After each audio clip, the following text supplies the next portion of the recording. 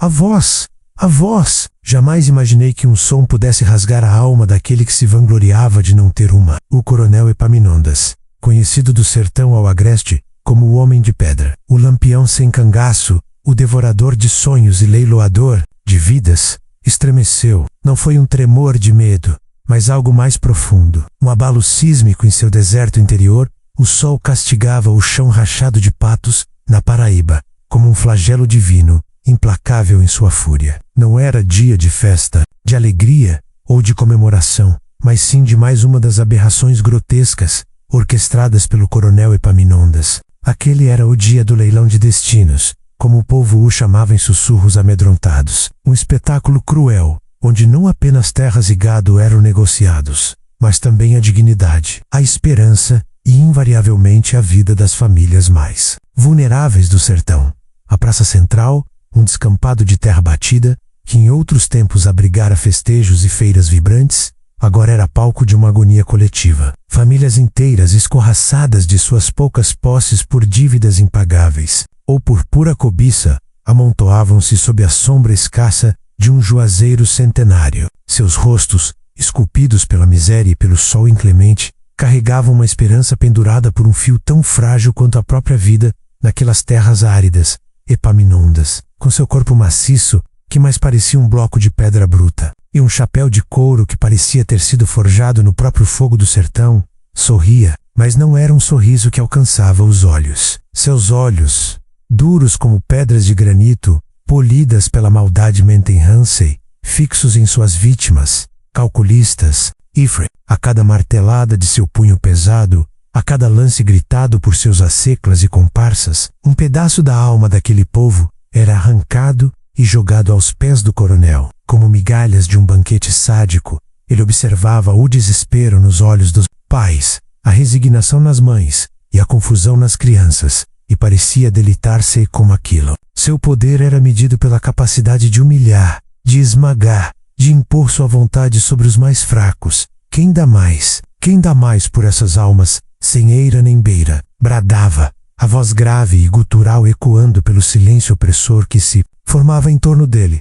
Mas naquele dia fatídico, havia algo diferente no ar. Uma tensão quase palpável, que não era apenas o medo habitual. Um silêncio estranho pairava, pesado, prenunciando a última mercadoria do leilão. Murmúrios inquietos corriam entre os presentes, sussurros carregados de pena e curiosidade mórbida. É a filha do seu Zé Bezerra. Dizem que ela tem a voz de anjo, coitada, tão jovem. Epaminondas bateu o martelo, selando o destino de mais uma família. Um pai e seus 2 filhos pequenos, que seriam enviados para trabalhar em fazendas distantes, como serviçais. O som seco da madeira contra a madeira ecoou como um tiro no coração de muitos, e então, com um brilho sádico nos olhos que não era visto há tempos, ele anunciou, a voz amplificada por um alto-filante rudimentar, para fechar, com chave de ouro, ou nesse caso de ferrugem, apresento a vocês a flor mais rara deste leilão, a última a ser leiloada,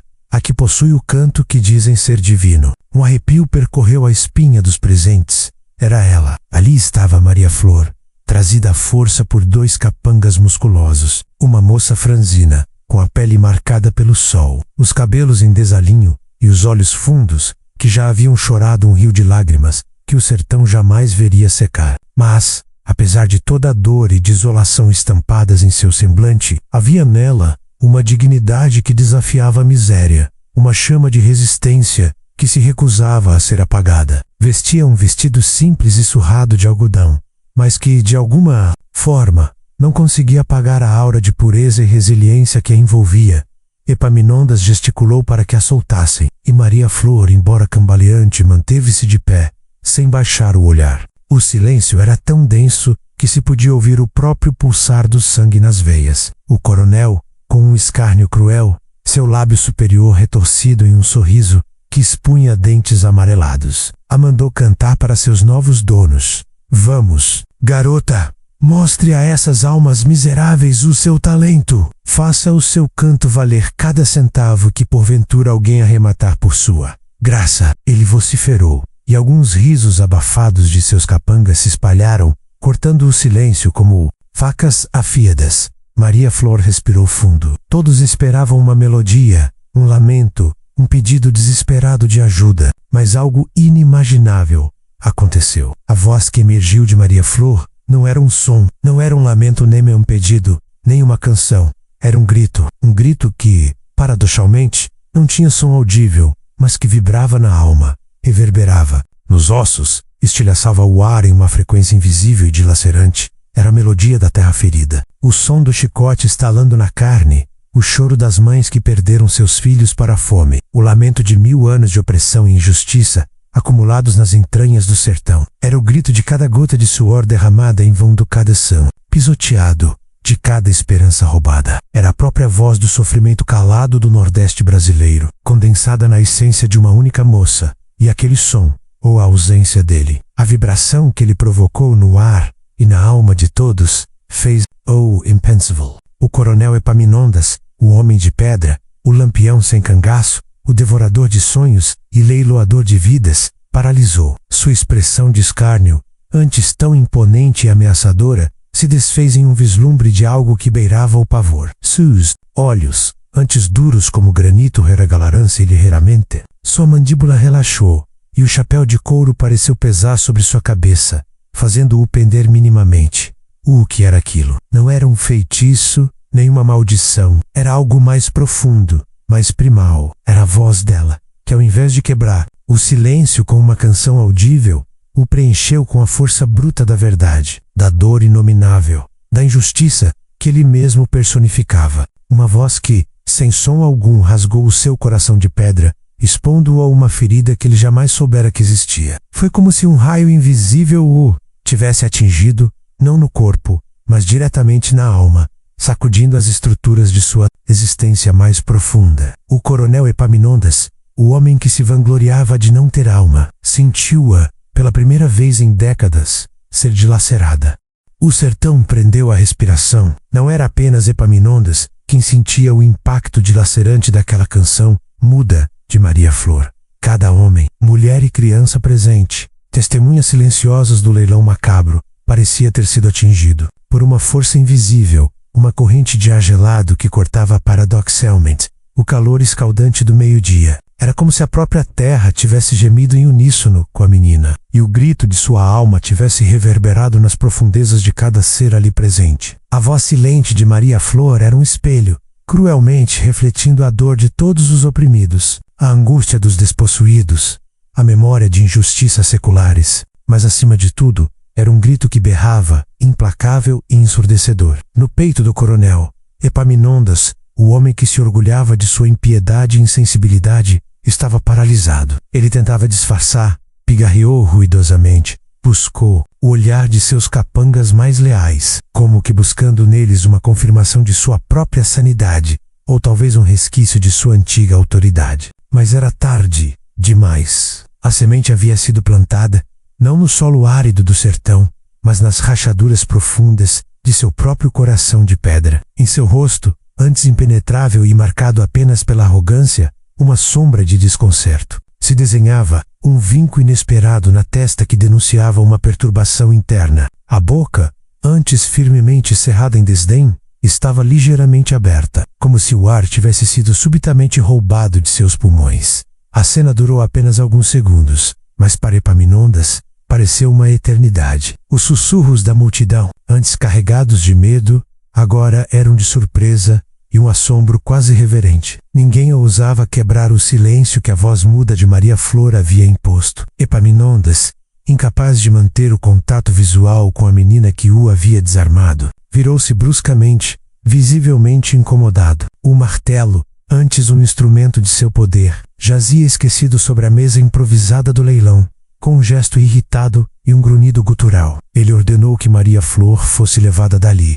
"Tirem essa garota da minha frente, agora!" bradou. Mas sua voz, antes um trovão no deserto, soou estranhamente rouca, quase um sussurro. Os capangas, assustados com a mudança repentina de humor do patrão, agarraram Maria Flor pelos braços e a arrastaram para fora da praça. Mas antes de desaparecer, a menina, mesmo sendo puxada com brutalidade, conseguiu encontrar os olhos do coronel novamente. E neles, Epaminondas não viu ódio, nem desespero avassalador, nem mesmo a esperança infantil que ele tanto gostava de esmagar. Havia apenas uma profunda tristeza, a melancolia de um rio seco e uma força ancestral, silenciosa e inquebrantável, que parecia dizer: você pode me leiloar, pode me prender, pode até tentar me quebrar, mas você nunca, jamais terá minha alma, minha voz interior. Essa você não pode comprar nem calar. O impacto foi tão grande que pela primeira vez em anos, Epaminondas não conseguiu concluir o leilão com sua habitual pompa e crueldade. A energia se esvaíra dele,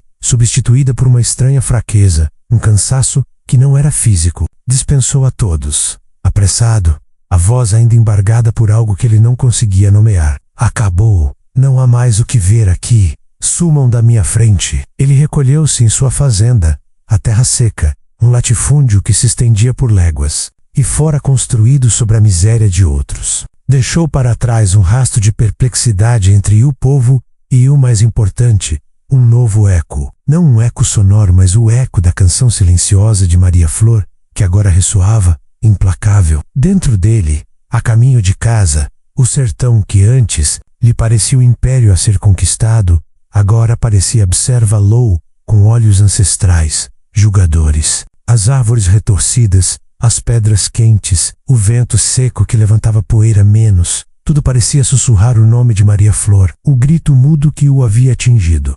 Chegou a sede da fazenda e trancucei em seus aposentos, algo que jamais fizera. Seus empregados, acostumados à sua presença imponente e à sua rotina rígida, estranharam o comportamento. Epaminondas sentou-se em sua poltrona de couro, a cabeça entre as mãos, tentando afastar a imagem da menina, a vibração de sua voz, mas era inútil. Aquele som sem som, aquela melodia invisível, havia penetrado em cada poro de seu ser, instalando-se em sua mente como um parasita, corroendo as fundações de sua autoproclamada invulnerabilidade. Ele tentou beber, mas a cachaça, sua velha companheira de noites solitárias, não surtiu efeito. A imagem de Maria Flor, os olhos profundos carregados de uma tristeza infinita, e aquela força silenciosa, continuavam a assombrá-lo.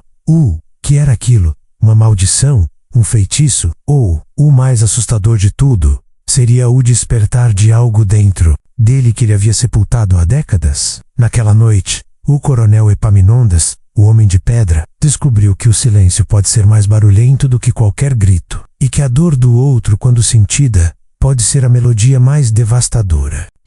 O eco da canção silenciosa de Maria Flor havia apenas começado a reverberar, e prometia transformar o que se pensava inabalável. A noite caiu sobre o sertão, densa e estrelada, mas com ela, uma inquietação profunda invadiu a suntuosa, porém gélida, fazenda terra seca. O coronel Epaminondas, acostumado ao sono pesado e descompromissado dos justos, ou, mais precisamente, dos inescrupulosos que gozam da tranquilidade que a ausência de consciência lhes proporciona menos, revirava-se na cama. O colchão de plumas e a lençol de linho, símbolos de sua riqueza e poder, pareciam agora espinhos que o impediam de encontrar um minuto de paz. A imagem de Maria Flor, a moça franzina com a pele castigada pelo sol, mas com uma dignidade inabalável, não o abandonava. E mais assustador ainda, a voz que não cantou, aquela vibração silenciosa que havia quebrado algo dentro dele, assombrava seus pensamentos como um fantasma insistente. Não era uma assombração comum, de calafrios ou arrepios, mas uma espécie de eco interno, uma dissonância que ele jamais havia experimentado. O ruído do seu próprio coração, batendo descompassado no peito, parecia amplificar aquela ausência de som. Ele se levantou bruscamente, o lençol emaranhado em seus pés, e caminhou pela varanda, que dava para o vasto e silencioso domínio. O cigarro aceso, com sua brasa avermelhada, iluminava brevemente a escuridão da noite, revelando o contorno de seu rosto perturbado. Epaminondas tragava o fumo com desespero, como se pudesse inalar a paz que lhe faltava, mas o alívio era efêmero, tão fugaz quanto a fumaça que se dissipava no ar. O silêncio da noite sertaneja, antes um bálsamo para sua alma endurecida, um convite à introspecção vazia, agora parecia amplificar o grito mudo da menina. Cada sussurro do vento entre as árvores secas, cada crepitar distante da madeira na casa grande, cada ruído dos insetos noturnos parecia carregado daquela voz sem som. Era como se Maria Flor, em sua fragilidade, tivesse plantado uma semente de algo estranho, e indesejável no deserto de seu ser, Epaminondas. O homem que ria da dor alheia, que se alimentava do desespero dos fracos, sentia-se estranhamente exposto. Vulnerável, não era remorso, ainda não. Remorso pressupunha arrependimento, e o coronel Epaminondas havia apagado essa emoção de seu repertório há décadas. Era algo mais primitivo, a desestabilização de um mundo construído sobre a tirania, sobre a certeza inabalável de seu poder absoluto e de sua imunidade a qualquer sentimento. Seu universo particular, onde ele era o centro inquestionável, estava rachando. Ele não podia entender o que estava acontecendo consigo. Por que uma simples garota, uma entre tantas que ele havia espoliado, vendara e oprimido, conseguira penetrar sua couraça? Por que o olhar dela, tão desprovido de ódio, mas tão carregado de uma tristeza digna, o assombrava tanto? Essa de compreensão o consumia, transformando seu sono em tormento e suas noites em uma sucessão de pensamentos sombrios e perguntas sem respostas. A semente, ainda que pequena e quase imperceptível, havia sido plantada. Ela não trazia flores, mas espinhos de questionamento e uma profunda inquietude. O coronel Epaminondas, o terror do sertão, estava à beira de um precipício emocional que jamais imaginara existir. E a voz silenciosa de Maria Flor era o vento que o empurrava para a beirada. Ei, você que está acompanhando essa história que mexe com as entranhas do sertão, se o sofrimento de Maria Flor e a perturbação do coronel Epaminondas estão te prendendo, não perca um segundo. Para continua, mergulhando fundo nessa saga de reviravoltas, suspense e emoções à flor da pele. Você precisa fazer parte da nossa comunidade. Inscreva-se no nosso canal agora mesmo. Ative o sininho para ser o primeiro a saber quando um novo capítulo emocionante for lançado e nos siga nas redes sociais para conteúdos exclusivos, bastidores e interação. Seu apoio é o que nos impulsiona a trazer mais histórias assim. Agradeço de coração por você estar aqui, dedicando seu tempo para testemunhar essa jornada de Maria Flor e a surpreendente transformação de Epaminondas. Sua presença é fundamental. E para nos conectarmos ainda mais, que tal me contar de onde você está nos acompanhando? E qual o seu nome? Adoraria saber quem está conosco nessa viagem pelo sertão brasileiro. Deixe seu comentário e vamos juntos nessa. Nos dias que se seguiram àquela noite de tormento para o coronel Epaminondas, a mudança, por mais sutil que fosse no início, não passou despercebida por aqueles que o cercavam. Seus fiéis e temerosos capangas, os empregados da fazenda, terra seca e até mesmo os poucos moradores dos povoados vizinhos que ainda ousavam se aproximar, sentiam que algo havia se alterado na atmosfera em torno do temível coronel Epaminondas, antes um vulcão de fúria, contida pronto para explodir. Ao menor sinal de desobediência ou ineficiência, tornou-se estranhamente recluso. Não mais se ouvia sua voz grave e imponente bradar ordens pelos corredores da casa grande ou pelos campos da fazenda. Seus gritos de ameaça, que antes eram a trilha sonora do dia a dia, silenciaram, substituídos por um burburinho de incerteza entre seus homens. Sua voz, quando proferida, agora carregava um tom mais baixo, quase arrastado, como se as palavras pesassem em sua língua. Parecia que o homem que controlava tudo ao seu redor, de repente, não conseguia mais controlar a si mesmo. Os capangas, acostumados aos arroubos de fúria e às ordens secas e diretas do chefe, observavam com uma mistura de desconfiança e curiosidade a nova postura do patrão. Será que o coronel está doente? Sussurravam uns. Ou terá finalmente enlouquecido de vez? Questionavam outros, com o medo ainda rondando, mas agora misturado a um certo assombro. Eles viam o coronel Epaminondas passar horas a fio, sozinho, caminhando pelos vastos corredores de sua casa ou observando o horizonte poeirento do sertão pela janela de seu escritório. Um lugar onde antes apenas negócios e punições eram tramados. Naquelas longas horas de contemplação forçada, a mente de Epaminondas era um campo de batalha. A imagem de Maria Flor, com sua dignidade inabalável, e aquele grito silencioso que o havia fraturado, não lhe dava trégua. Era como se a menina tivesse aberto uma fenda em sua couraça de pedra, expondo um vazio que ele sequer sabia que existia. Um vazio que, agora preenchido por uma dor atípica, o sufocava. Lembranças há muito enterradas começaram a ressurgir, como poeira levantada por um vento inesperado. Recordava-se de sua infância, de um tempo em que o sertão não era apenas um império a ser conquistado com sangue e suor alheio, mas sim um lar. Imagens de sua mãe, uma mulher simples e de fé, e de seu pai, um pequeno criador que sonhava em prosperar sem pisar em ninguém, invadiam sua mente. Lembrava-se da alegria das festas juninas, do cheiro da chuva caindo na terra seca, da inocência de brincar nas caatingas, sem o peso da ambição desenfreada, como ele havia se tornado. O homem que era, onde, em sua trajetória, a semente da crueldade havia germinado e tomado conta de tudo, a voz de Maria Flor silenciosa e onipresente parecia sussurrar essas verdades há muito esquecidas, forçando-o a confrontar o monstro que havia se tornado. Ele tentava justificar suas ações, racionalizar a crueldade como uma necessidade, uma lei da natureza do sertão, onde só os mais fortes sobrevivem. É a lei da vida. Se não o fizesse Outrus Farrell, a fraqueza não tem lugar aqui. Ele tentava se convencer, murmurando as palavras para si mesmo em voz baixa. Mas cada justificativa, cada argumento, cada tentativa de auto-engano se desfazia diante daquele grito mudo que o assombrava, implacável em sua verdade.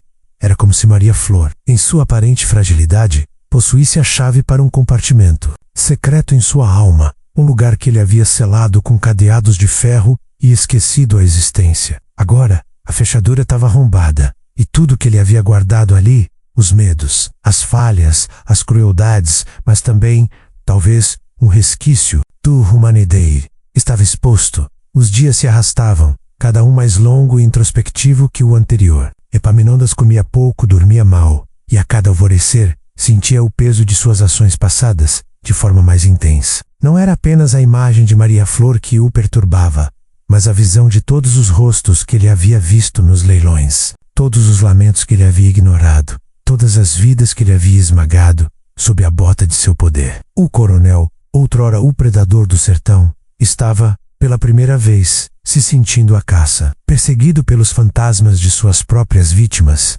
Primeiro sinal visível dessa transformação veio durante um almoço. Seus capangas, acostumados a devorar a comida em silêncio enquanto o coronel ditava as tarefas da tarde, ficaram atônitos quando Epaminondas se levantou da mesa, derrubando a cadeira com um estrondo. Sua face estava pálida, os olhos vermelhos e marejados, algo inédito para o homem de pedra. Não consigo mais comer, ele murmurou, a voz rouca, sem se importar com a presença dos outros. Em seguida, sem dizer mais nada, recolheu-se novamente em seus aposentos, deixando para trás um silêncio carregado de perplexidade. Um dos capangas mais antigos, chamado Benedito, um homem que vira o coronel Epaminondas crescer e endurecer, balançou a cabeça. Nunca viu o chefe assim.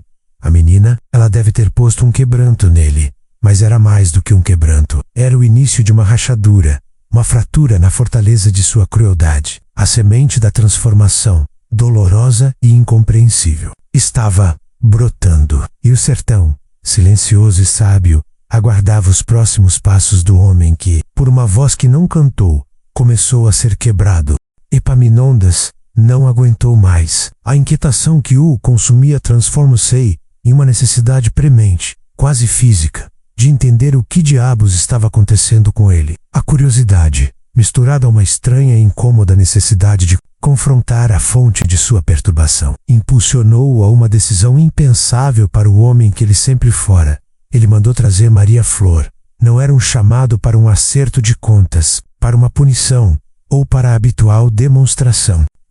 O tom de sua voz, ao dar a ordem a um capanga surpreso, era diferente, desprovido da arrogância habitual, quase hesitante. Tragam a moça, aqui estava no leilão, e tragam-na sem violência.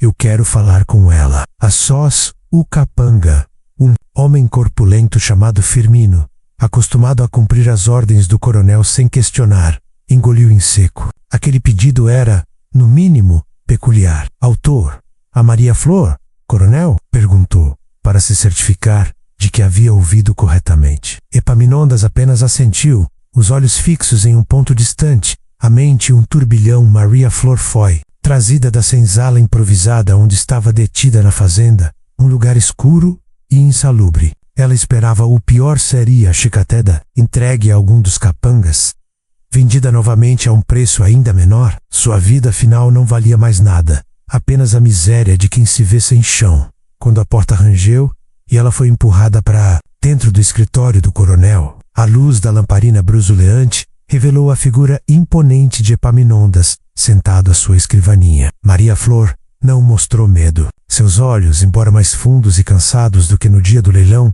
mantinham a mesma dignidade inabalável que havia surpreendido o coronel. Era como se a alma dela, forjada na dureza do sertão, fosse feita de um material mais resistente que qualquer. Ela se postou diante dele, os braços cruzados sobre o peito. Uma postura de desafio silencioso.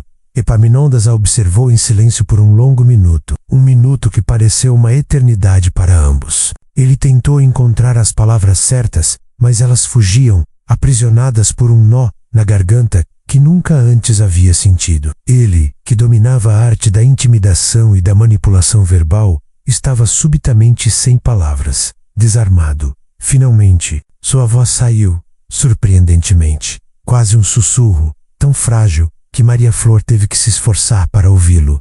Por quê? Por que você não cantou? A pergunta pairou no ar, carregada de uma curiosidade genuína, quase uma súplica. Não havia escárnio, nem autoridade em seu tom, apenas uma perplexidade profunda. Maria Flor, por um instante, hesitou. Ela esperava raiva, ameaças, numa pergunta tão desprovida de malícia. Seu olhar encontrou o dele, nos olhos do coronel. Ela viu algo novo, uma sombra de vulnerabilidade que a pegou de surpresa. A coragem que ela pensava ter se esgotado renasceu. Com a voz embargada pela emoção, mas firme e carregada de uma sabedoria ancestral, ela respondeu: minha canção não é para ser ouvida, coronel. Não com os ouvidos que só escutam o estalar do chicote ou o tilintar das moedas. Ela fez uma pausa, o peito subindo e descendo com uma respiração profunda. Minha canção é para ser sentida, com o coração, com a alma. É a voz do sofrimento, coronel. A voz de toda a injustiça que se planta nesta terra e que o Senhor tem colhido há anos. Essa voz, ela não precisa de som para ser ouvida. Ela precisa de silêncio para ecoar na consciência. A resposta atingiu Epaminondas como um raio, mais potente do que qualquer grito, mais cortante do que qualquer lâmina. É para ser sentida. Aquelas 5 palavras reverberaram em sua mente, repetindo-se como um mantra. Ele, que havia construído sua vida sobre a anulação de qualquer sentimento que não fosse raiva ou ambição, agora era confrontado com a necessidade de sentir. E o que sentia era um mal-estar profundo, um embrulho no estômago, uma dor lancinante que não vinha de um ferimento físico. Era uma verdade tão nua e crua que o desarmou completamente. As defesas que ele havia erguido ao longo de décadas de crueldade e poder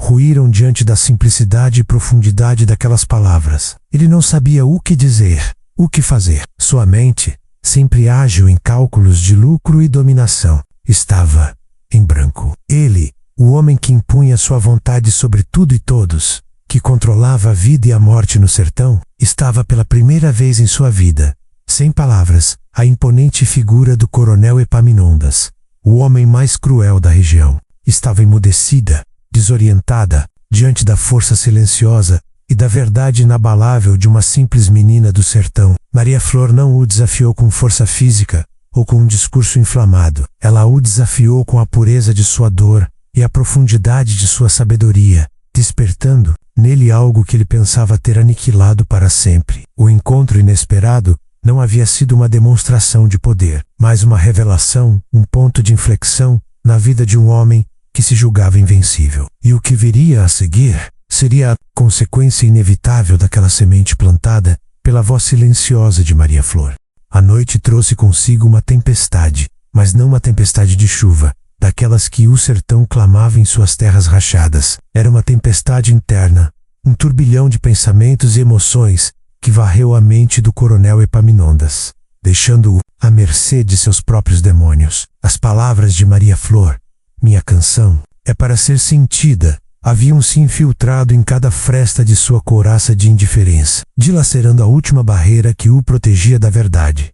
Ele se recolheu em seu quarto, mas o sono não veio. A escuridão do aposento, antes um refúgio, tornou-se um palco para as imagens que se desenrolavam em sua mente. A voz de Maria Flor, silenciosa no mundo, mas ensurdecedora em sua consciência, martelava em seus ouvidos. Era um refrão de dor, de injustiça, de todas as sementes amargas que ele plantara ao longo de décadas de tirania. Epaminondas, que havia construído sua vida sobre a anulação de qualquer sentimento que não fosse raiva, ambição ou o prazer sádico do poder, agora era obrigado a confrontar a dor que ele mesmo infligia. Ele tentou lutar contra isso. Fechou os olhos com força, apertou os punhos, como se pudesse esmagar aqueles pensamentos intrusivos. Mas eles eram implacáveis, ressurgindo a cada tentativa de esquecimento. Sonhos perturbadores invadiram seu sono, fragmentado e inquieto. Não eram sonhos comuns, mas pesadelos bívidos,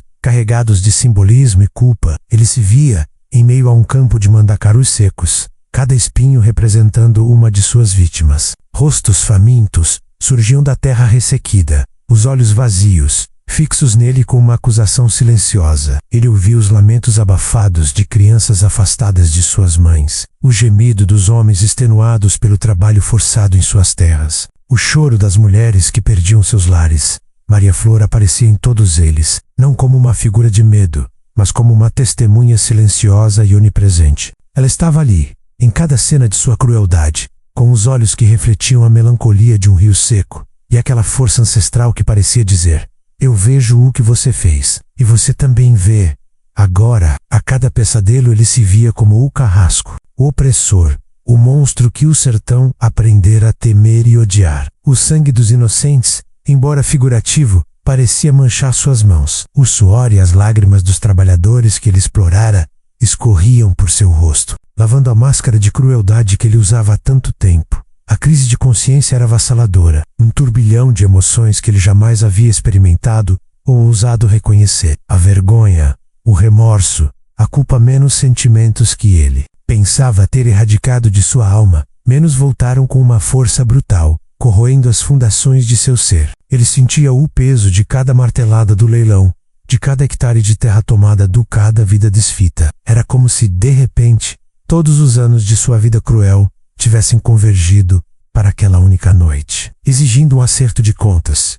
O coronel Epaminondas, outrora inabalável, a personificação da tirania no sertão, estava desmoronando por dentro. Seu corpo forte tremia, coberto por um suor frio, não de febre, mas de angústia. Ele rolava na cama, tentando escapar do turbilhão de imagens e sons, ou da ausência deles, que o prendiam. O quarto parecia encolher, sufocando-o com as sombras de suas próprias atrocidades.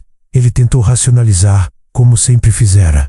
É a lei da vida, a sobrevivência do mais forte. Mas as palavras soavam vazias, desprovidas de qualquer poder de convencimento. A voz silenciosa de Maria Flor, que pedia para ser sentida, havia rompido a barreira de sua autodefesa. Ele sentia a dor que causou, a desolação que espalhou, o vazio que criou em tantas vidas, e essa sensação era insuportável. Ao amanhecer, os primeiros raios de sol penetraram pelas frestas das venezianas, iluminando um homem que parecia ter envelhecido anos em uma única noite. Seus olhos estavam vermelhos e inchados, não de sono, mas de uma batalha interna exaustiva. As linhas de expressão em seu rosto, antes sinais de arrogância e poder, agora pareciam sulcos de uma profunda tristeza. A boca estava seca, o corpo exausto, mas a mente ainda estava em ebulição. Ele se levantou da cama, o corpo pesado, como se carregasse o peso de todo o sertão. Caminhou até o espelho e viu um estranho. Não o coronel Epaminondas altivo e cruel, mas um homem atormentado. Com os olhos de quem havia visto o inferno em sua própria alma, aquele era o primeiro vislumbre de um Epaminondas quebrado. Um Epaminondas que pela primeira vez não se reconhecia. A crise de consciência não era apenas um momento de culpa, mas um ponto de virada dramático. A semente plantada pela voz silenciosa de Maria Flor havia germinado, e o que estava brotando era doloroso, mas necessário. O homem que havia se orgulhado de sua dureza estava sendo forçado a encarar a fragilidade de sua própria humanidade, a dor que ele havia infligido e talvez a possibilidade de uma transformação que ele jamais imaginara ser possível. Ouça, com sua luz impiedosa, testemunharia os próximos passos desse caminho árduo e incerto. O amanhecer encontrou Epaminondas com os olhos marejados, algo inédito para o homem que chorara pela última vez na distante memória de sua infância. O sol nascia, pintando o céu de patos com tons de laranja e roxo. Mas a luz que invadia o quarto do coronel não era a mesma de antes. Não era a luz que revelava apenas o pó e a riqueza acumulada, mas uma luz que parecia desvelar as profundezas de sua alma. A exaustão da noite de tormento era palpável, mas não era apenas cansaço físico. Havia uma exaustão moral ou esgotamento de uma vida inteira dedicada à crueldade e à negação de qualquer sensibilidade. No entanto, em meio a essa exaustão, uma resolução, ainda que embrionária e dolorosa, começou a tomar forma em sua mente. As palavras de Maria Flor, minha canção, é para ser sentida, haviam se tornado um mantra, um refrão constante que ecoava em seu ser, e o peso da consciência, antes insuportável, começava a se transformar em um motor para a mudança. Ele se levantou da cama, o corpo pesado, mas a mente estranhamente leve, como se um fardo imenso tivesse sido removido de seus ombros. Caminhou até a janela e observou o sertão, não mais como um déspota a contemplar seu império, mas como um homem que começava a ver a terra e seu povo com outros olhos. Ele viu a poeira, que não era apenas terra seca, mas o pó dos caminhos percorridos por aqueles que ele havia expulso. Viu o juazeiro solitário, que não era apenas uma árvore, mas um símbolo de resistência em meio à aridez. Foi então que a decisão, impensável até poucas horas antes, cristalizou-se. Ele chamou seus capangas, não com a voz de comando costumeira, mas com um tom que, embora ainda firme, carregava uma estranha urgência e uma quietude que os fez estremecer. Firmino, Benedito e os outros se apresentaram na sala principal, armados e apreensivos, prontos para qualquer ordem, mas jamais para a que estava por vir. Epaminondas os encarou, um por um, seus olhos vermelhos e inchados, mas agora com um brilho diferente, um brilho de determinação, misturado talvez com uma faísca de esperança. Ele respirou fundo, e as palavras saíram, pausadas, mas claras, como se cada uma delas fosse um tijolo na construção de uma nova realidade. Quero que vocês façam uma coisa diferente. Ele fez uma pausa, e os capangas trocaram olhares confusos. Quero que localizem todas as famílias que foram despejadas das terras que eu tomei nos últimos 5 anos. Todas elas. Os Bezerra, os Silva, os Carvalho, cada uma delas. Um murmurinho de incredulidade se espalhou pela sala. Os capangas se entreolhavam, tentando decifrar o que estava acontecendo. Devolver as terras? O coronel? Seria aquilo um teste? A face de Epaminondas, no entanto, era séria, desprovida de qualquer traço de zombaria ou ardil. Ele continuou, sua voz ganhando força, um novo tipo de autoridade, não a da imposição, mas a da convicção. Quero que preparem o retorno delas às suas terras. Aqueles que foram para outras fazendas, quero que sejam trazidos de volta. Os que se esconderam, que sejam encontrados e informados. Quero que providenciem transporte, comida, o que for necessário para que eles voltem aos seus lares. O choque nos rostos dos capangas era quase cômico, se a situação não fosse tão dramática. Benedito, o mais velho e cético, finalmente ousou falar. Coronel, com todo o respeito, o senhor tem certeza, essas terras, ILS, Snownesses, agora é dinheiro que vai se perder. Epaminondas bateu a mão na mesa de madeira, um som oco que ecoou pela sala, mas sem a raiva usual. Que dinheiro é esse que vale mais que a paz de um homem? Que vale mais que a dignidade de um povo? Não me questione, Benedito. Esta é uma ordem, e quem não a cumprir, sentirá o peso da minha mão.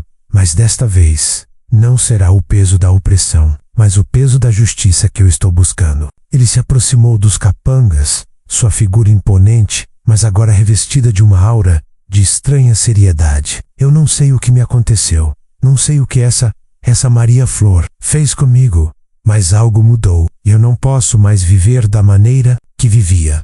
Não posso mais dormir com a consciência pesada. Se eu tiver que perder tudo que construí para ter um pingo de paz, que assim seja, mas não serei eu sozinho a perder. Vocês, que me seguiram na crueldade, agora me seguirão na redenção. Os capangas, embora confusos e ainda relutantes em aceitar a guinada inesperada do coronel, sabiam que a vontade de Epaminondas, por mais inusitada que fosse, deveria ser cumprida. Havia algo em seu olhar, em sua voz, que indicava que ele falava sério. Não era a ameaça vazia de antes, mas uma promessa, estranhamente, de uma nova forma de justiça. Firmino, o capanga, que havia conduzido Maria Flor, foi o primeiro a se recompor. Sim, coronel, Será feito. Organizaremos as equipes agora. Mesmo. Vamos atrás dessas famílias. Os outros, ainda em choque, assentiram e começaram a se dispersar. As mentes trabalhando a 1000 por hora, tentando assimilar a reviravolta. O coronel Epaminondas, o algoz do sertão,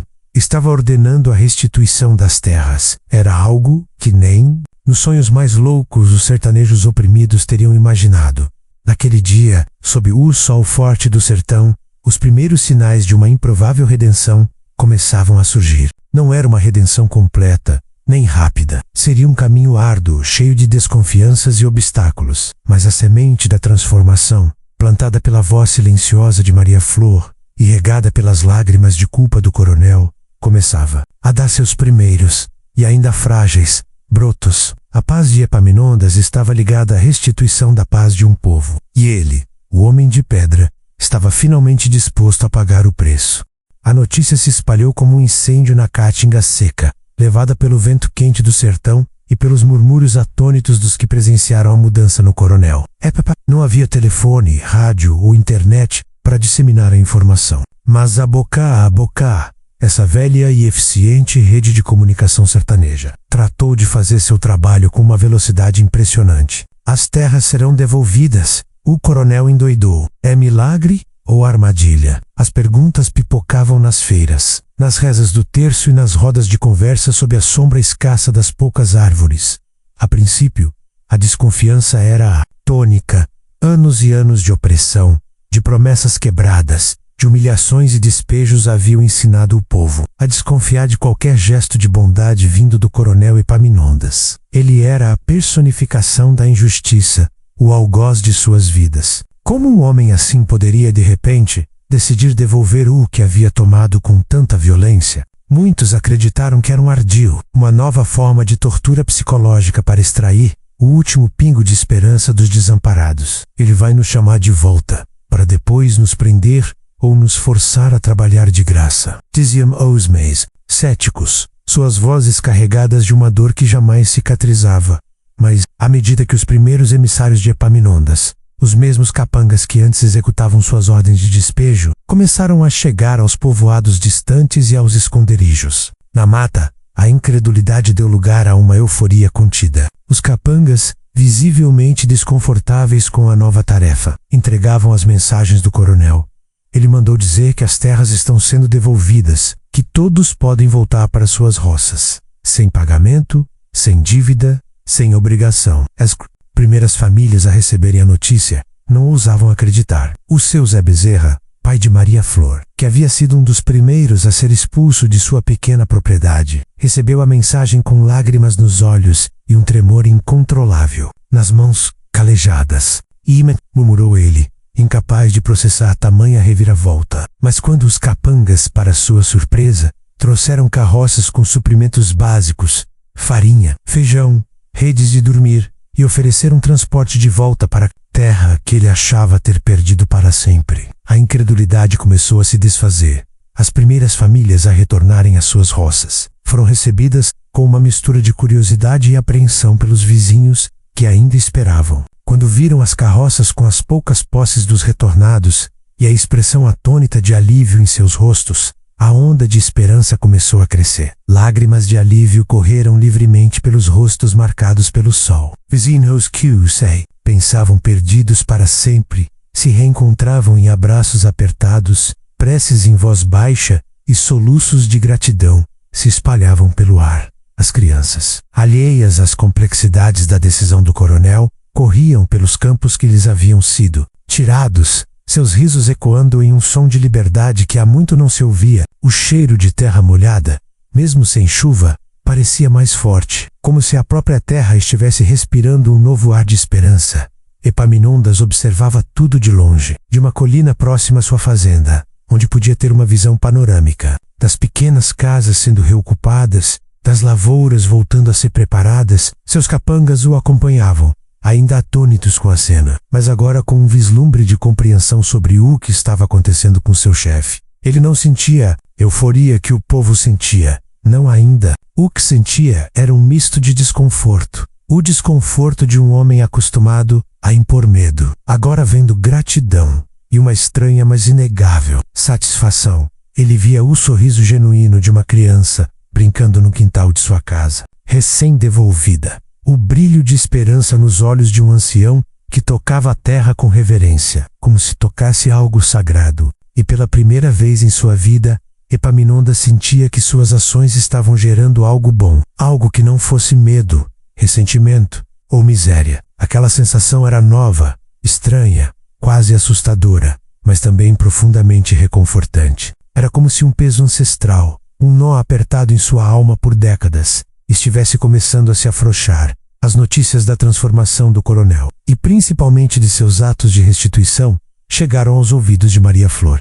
Ela estava na casa de vizinhos, ajudando na colheita de maracujá, quando uma das mulheres trouxe a novidade, os olhos arregalados. Maria Flor, que sentira o impacto da voz em Epaminondas de forma única, permitiu-se sentir um fio de esperança, embora com a cautela de quem já havia sido ferida tantas vezes. Ela sabia que a mudança real não era apenas devolver a terra, mas sim uma mudança de coração. O retorno do povo às suas terras não foi apenas um ato de caridade de Epaminondas, mas o início de uma cura coletiva. As comunidades, antes fragmentadas pelo medo e pela desapropriação, começaram a se rearticular. A ajuda mútua, a solidariedade, a alegria de ter o chão sob os pés novamente. Tudo isso fortalecia os laços entre as pessoas. O coronel, de longe, via essa redescoberta da coletividade, algo que ele, em sua individualidade cruel, jamais havia experimentado. Aquele dia marcou um ponto de virada, não apenas para Epaminondas, mas para todo o sertão. O milagre estava acontecendo, não por intervenção divina, mas pela ação de um homem que havia sido quebrado pela voz silenciosa de uma menina. O eco daquela canção muda continuava a reverberar, não apenas dentro do coronel, mas agora, de forma audível, nos risos e na esperança renovada do povo do sertão. Apesar dos primeiros sinais de redenção, a paz interior de Epaminondas era ainda uma planta frágil, crescendo em solo árido. Ele sentia o alívio de ver as famílias retornarem, uma sensação que não podia comparar a nenhuma vitória financeira ou demonstração de poder. No entanto, a semente da inquietação, agora misturada à culpa, ainda o atormentava. Havia uma pessoa em particular que ele precisava encarar novamente, a fonte, o catalisador de toda a sua transformação. Maria Flor. Um dia Epaminondas mandou chamá-la, não com um tom de comando de um coronel, nem com a hesitação do homem confuso que havia encontrado pela primeira vez em seu escritório. Era um pedido, quase uma súplica silenciosa, carregada de humildade. Maria Flor, que agora ajudava a organizar a pequena comunidade renascida em suas terras, recebeu o chamado com um misto de apreensão e uma serena curiosidade. Ela percebera a mudança no coronel, observara de longe o retorno das famílias, e embora houvesse nela uma desconfiança natural, havia também uma esperança de que a semente que ela plantara tivesse realmente germinado. Ela chegou à fazenda, terra seca, não mais como uma prisioneira, mas como uma convidada. Epaminondas a esperava na mesma sala onde haviam se encontrado pela última vez, mas desta vez a atmosfera era completamente diferente. A luz da lamparina parecia mais suave, e o ar, antes pesado com a tirania, agora trazia um tom de expectativa. Epaminondas estava sentado, as mãos apoiadas nos joelhos, a cabeça ligeiramente baixa. Ele parecia menor, mais humano. Maria Flor se postou diante dele, sem medo, mas com uma dignidade que sempre a caracterizou. Ela observou o homem à sua frente, buscando nos olhos dele a verdade do que estava para vir. E o que viu a surpreendeu profundamente. Nos olhos de Epaminondas não havia mais o brilho cruel, mas uma dor genuína. Uma espécie de fragilidade que ela jamais imaginara que ele pudesse possuir. Maria Flor, ele começou, a voz embargada pela emoção, quase um sussurro que mal podia ser ouvido. A força costumeira havia desaparecido, substituída por uma vulnerabilidade assustadora para quem o conhecia. Eu errei, eu fui cruel, eu fui cego. As palavras saíram lentamente, cada uma carregada do peso de décadas de opressão. Ele confessou seus crimes, seus anos de tirania, a dor que causou a tantas famílias, incluindo a dela. Não havia desculpas, não havia justificativas, apenas a confissão nua e crua de um homem que estava, finalmente, encarando o próprio reflexo. Eu tirei de vocês o que tinham de mais precioso, a terra, a dignidade, A esperança, continuou ele, sua voz tremendo. Eu usei meu poder para esmagar, para dominar. Eu construí meu império sobre o sofrimento alheio. E por anos, eu não senti nada. Absolutamente nada. Eu me orgulhava disso, da minha dureza, da minha lei do mais forte. Lágrimas escorriam livremente pelo seu rosto envelhecido. Não as lágrimas de um homem fraco, mas as lágrimas de alguém que estava finalmente se desfazendo de um peso insuportável, de uma couraça de anos que o impedia de sentir. Eram lágrimas de vergonha, de remorso, de uma culpa que ele havia suprimido por tanto tempo que pensou que havia morrido. Mas a sua voz ele disse, erguendo o olhar para Maria Flor, seus olhos marejados se encontrando com os dela. Aquela voz que não cantou, aquela que pedia para ser sentida. Ela me quebrou, Maria Flor.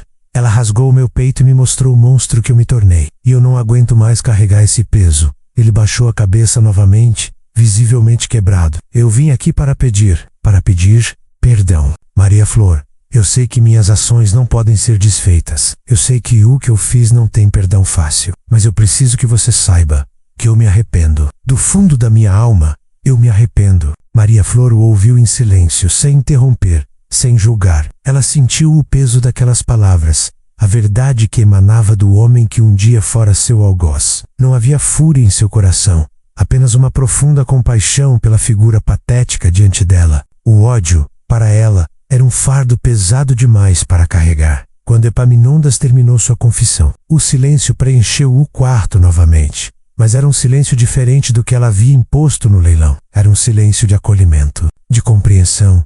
Lentamente, Maria Flor estendeu a mão, não para Ureprinclo, mas para tocá-lo. Ela pousou a mão suavemente sobre o braço de Epaminondas, um gesto de conforto que o fez erguer a cabeça novamente. Coronel, ela disse, a voz suave, carregada de uma doçura que contrastava com a amargura da vida que ela havia levado. O perdão. Ele não é meu para dar sozinho. A dor que o Senhor causou foi em muitos, em meu pai, em minha mãe, em nossos vizinhos, em todo este sertão. Epaminondas apertou os olhos, pronto para aceitar a condenação. Mas Maria Flor continuou, sua voz firme, mas cheia de uma sabedoria que ultrapassava sua pouca idade. Mas a vida tem caminhos que a gente não entende, e às vezes é preciso que a gente seja quebrado para se refazer, para ver o que antes não via. Ela sorriu levemente, um sorriso triste, mas cheio de esperança. Que o seu coração encontre a paz que ele tanto buscou, coronel. Que a sua redenção seja real, não apenas para o Senhor, mas para o povo que o Senhor feriu. E que as suas ações, de agora em diante, falem mais alto do que as suas palavras. E que elas sirvam para curar o que foi quebrado. A simplicidade daquelas palavras atingiu Epaminondas mais profundamente do que qualquer reprovação, mais do que qualquer sermão. Ela não o absolveu de seus crimes, mas ofereceu a ele um caminho, a promessa de uma nova chance através de suas ações futuras. Ela havia, de certa forma, perdoado a si mesma a necessidade de odiar, e com isso, abriu uma porta para a redenção dele. Epaminondas sentiu um nó na garganta. Ele havia pedido perdão, e Maria Flor, sem julgamento, havia oferecido a ele não uma absolvição fácil, mas a compreensão e a oportunidade de trilhar um novo caminho. Ele agarrou a mão dela, um aperto que não era de poder, mas de gratidão e de uma nova e dolorosa esperança. Naquele momento, o coronel Epaminondas, o homem de pedra, sentiu que estava verdadeiramente começando a renascer.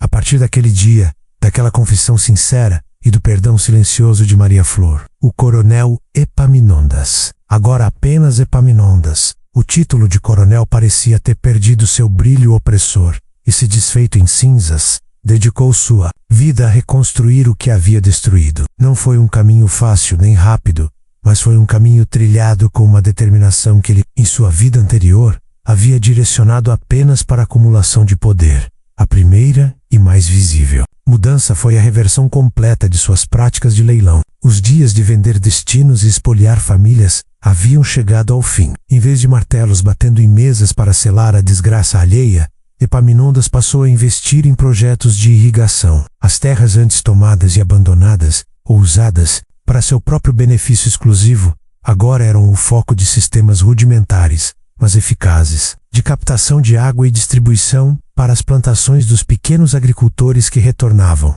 Mandacarus e catingueiras, símbolos da resiliência do sertão, começaram a dividir espaço com brotos de milho e feijão, regados com água que Epaminondas agora via como um direito, não um privilégio. Não mais capangas armados patrulhavam as terras com chicotes e ordens, mas sim agrônomos e educadores vindos de cidades maiores. Pessoas que ele, em sua ignorância arrogante, antes desprezava. Esses profissionais, a princípio desconfiados da súbita bondade do ex-coronel, foram convencidos pela sinceridade de seu propósito. Eles ensinavam novas técnicas de plantio, de rotação de culturas, de conservação do solo, tudo para que o sertanejo não apenas sobrevivesse, mas prosperasse em sua própria terra. A fazenda Terra Seca, antes um símbolo de opressão e um bastião da tirania, transformou-se em um centro de apoio, um celeiro de conhecimento e esperança para os pequenos agricultores da região. Epaminondas passava seus dias supervisionando os projetos, conversando com os agricultores, ouvindo suas histórias de perdas que ele havia causado, mas também de uma resiliência admirável que o inspirava. Ele não se esquivava dos olhares de desconfiança que ainda pairavam sobre ele, nem das lembranças dolorosas que cada rosto trazia à tona. Sabia que a confiança não se constrói da noite para o dia, mas com ações consistentes e humildade. Ele plantava árvores, ajudava a cavar poços, participava das reuniões comunitárias, menos atos que antes seriam impensáveis para o homem, que se via acima de todos. A mudança não foi fácil. A desconfiança ainda persistia em alguns corações, especialmente nos mais velhos, que carregavam cicatrizes profundas da era Coronel Epaminondas. Alguns se recusavam a aceitar sua ajuda, preferindo lutar sozinhos, mesmo na miséria, do que se curvar àquele que lhes havia roubado tanto. Epaminondas entendia. Ele não insistia, apenas mantinha as portas abertas, oferecendo ajuda e respeito, esperando que o tempo e a sinceridade de suas ações falassem por si. Maria Flor, por sua vez, tornou-se uma voz ativa na comunidade, uma líder nata, mas com uma doçura e sabedoria que a diferenciavam. Não era mais a voz silente da dor, mas a voz eloquente da esperança, da resiliência e da capacidade de superação do sertanejo. Ela atuava como uma ponte entre o povo e Epaminondas, explicando as intenções dele, traduzindo a desconfiança em diálogo. Sua presença era um lembrete constante da origem daquela transformação, um elo vital entre o passado doloroso e o futuro promissor. Ela organizava feiras para a venda dos produtos da roça, incentivava a formação de cooperativas e, acima de tudo, contava histórias do sertão, de luta, de superação, e sutilmente, a história de como uma voz sem som havia quebrado o coração de pedra do homem mais cruel da região, levando-o a um caminho de redenção. Maria Flor não glamorizava Epaminondas, mas usava sua história como um exemplo de que a mudança é possível, mesmo nos corações mais endurecidos. A fazenda Terra Seca, outrora uma fortaleza do poder opressor, transformou-se gradualmente em um símbolo de renovação. Os antigos barracões, onde os peões trabalhavam em condições análogas à escravidão, foram convertidos em escolas e postos de saúde. As mulheres da comunidade se uniam para produzir artesanato e doces, gerando uma nova economia local. Com o apoio e o investimento de Epaminondas, ele doou parte de suas terras mais férteis para serem divididas em pequenos lotes para as famílias que ainda não tinham onde plantar, garantindo que a justiça fosse além da simples restituição. O que antes era um latifúndio improdutivo e opressor, agora era uma vasta área de pequenas propriedades, cada uma com sua dignidade e esperança renovadas. Epaminondas não buscava aplausos ou gratidão. O que ele buscava era paz. E essa paz vinha gradualmente à medida que via o sertão florescer, não apenas em suas lavouras, mas na alma de seu povo. Cada sorriso de uma criança nutrida, cada colheita bem-sucedida, cada lágrima de alívio de um pai ao ver sua família segura, eram como bálsamos em sua própria alma, curando as feridas que ele mesmo havia infligido. O processo era longo e, havia dias em que o velho coronel se sentia tentado a desistir, a voltar aos seus velhos hábitos. Mas a imagem de Maria Flor e o eco de sua voz silenciosa o impulsionavam adiante. Ele estava construindo não apenas um novo sertão físico, com mais água e mais comida, mas um novo sertão moral, onde a justiça e a dignidade começavam a fincar raízes graças à transformação de um homem que havia se permitido ser quebrado para finalmente ser refeito. A semente da redenção, plantada na dor, estava agora florescendo em atos de amor e justiça. Anos se passaram no sertão de Patos, as rugas profundas no rosto de Epaminondas, outrora marcas de tirania, agora eram sulcos de uma sabedoria adquirida com dor e redenção. Seus cabelos, antes negros como a noite sertaneja, haviam embranquecido por completo, e seu corpo maciço, embora ainda forte, carregava o peso de uma vida longa e de uma transformação profunda. O coronel havia se desfeito por completo, restando apenas o homem, Epaminondas, um nome que um dia fora sinônimo de medo, mas que agora, para muitos, evocava respeito e gratidão. O sertão, embora ainda castigado pelas secas periódicas, floresceu de uma maneira que ninguém jamais imaginara, não apenas em suas lavouras, que se tornaram mais resistentes e produtivas graças às novas técnicas e ao acesso à água, mas principalmente na alma de seu povo. A comunidade, antes fragmentada pelo medo e pela desconfiança, havia se reerguido, unida por laços de solidariedade e pela memória de um tempo sombrio que, paradoxalmente, os havia fortalecido. O que restara da fazenda Terra Seca, o coração do antigo império de Epaminondas, era agora um centro vibrante de cooperação, com armazéns de sementes, um pequeno posto de saúde e uma escola para as crianças. Epaminondas, já um homem idoso e cansado, mas com um coração em paz, sentava-se frequentemente na varanda de sua antiga casa, que agora era um celeiro de esperança. Observava as crianças brincando nos campos antes tomados, os homens e mulheres trabalhando a terra com um novo brio, e sentia uma quietude que nunca conhecera em seus anos de poder. Ele havia devolvido à terra a dignidade, mais importante, e ao fazer isso, havia encontrado a sua própria paz. Maria Flor, uma mulher madura, forte e respeitada em toda a região, vinha visitá-lo sempre. Seus olhos, antes carregados de tristeza, brilhavam com a luz de quem havia superado a dor e se tornado um farol para sua gente. Ela era a memória viva daquela transformação, a voz que, ao não cantar, havia ressoado mais alto do que qualquer canção. Sua presença era um lembrete constante de que a maior força está na capacidade de sentir e de perdoar. Em um dia típico de fim de tarde, quando o sol tingia o céu de tons avermelhados, Maria Flor sentou-se ao lado de Epaminondas. O silêncio confortável entre eles era preenchido pelos sons da vida no sertão, o canto dos pássaros, o balir distante das ovelhas, a risada alegre das crianças. Coronel, ela disse, com um sorriso suave, a voz carregada de carinho, o senhor se lembra daquele dia do leilão, de quando nos encontramos pela primeira vez, na praça? Epaminondas sorriu, os olhos marejados pelas lembranças que a pergunta evocava. Ele levou a mão ao rosto, como se para enxugar uma lágrima invisível. Como poderia esquecer, Maria Flor? Foi o dia em que uma voz que não cantou me quebrou e me fez renascer.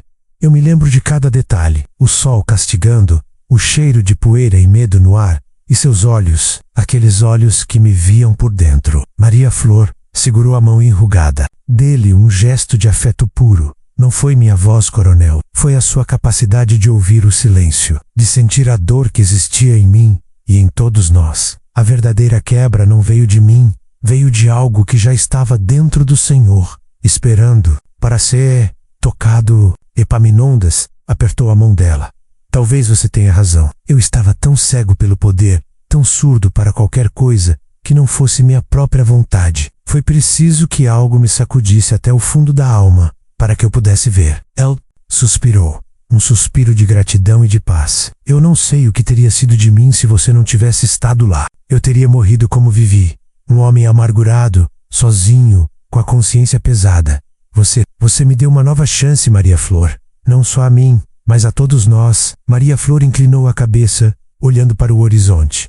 A chance estava lá, coronel, em cada pessoa que o Senhor um dia feriu. Eu apenas fui a chave que abriu a porta para que o Senhor pudesse enxergar. E o Senhor, em sua força, teve a coragem de atravessá-la. E ali, sob o sol brando do sertão, que havia testemunhado tanta dor, e agora tanto recomeço, o legado de Epaminondas foi-se não como o homem cruel que leiloava vidas, mas como o homem que, tocado por uma voz que quebrou seu coração, se transformou e ajudou a construir um novo e promissor sertão, onde a esperança finalmente floresceu. Ele não era um santo, nem um herói. Era um homem que havia errado profundamente, mas que encontrou um caminho para a redenção. Não através de palavras, mas de atos. A história da voz que quebrou o coração do homem mais cruel da região se tornou uma lenda, um sussurro transmitido de geração em geração, um lembrete de que mesmo nos corações mais endurecidos, mesmo nas maiores adversidades, a capacidade humana de redenção e transformação